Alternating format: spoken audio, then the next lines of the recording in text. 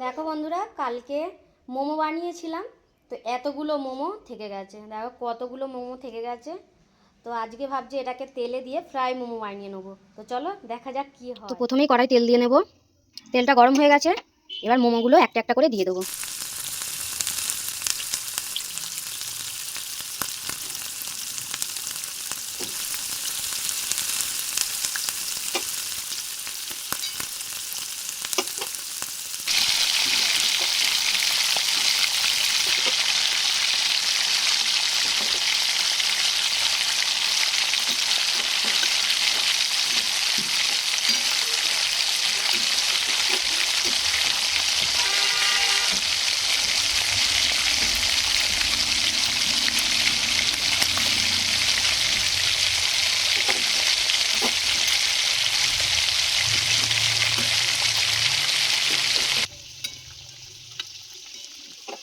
তো এইভাবে আমি এগুলোও ভেজে নেবো।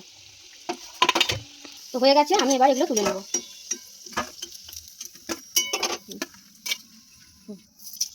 তো একটা একটা করে আমি সবগুলো ভেজে নেবো।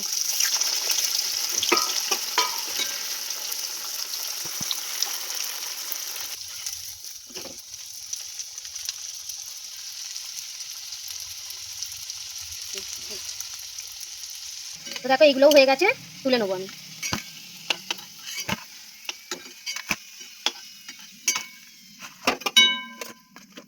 কি সুন্দর হয়ে গেল। Wow! Oh my god. তো দেখো বন্ধুরা, কত সহজেই তৈরি হয়ে গেল ফ্রাই মোমো। তো দেখো কি দারুণ দেখতে লাগছে, এটা খেতেও কিন্তু খুব ভালো লাগবে। একটু খেয়ে দেখা যাক। একটু সস নিলাম। দারুণ।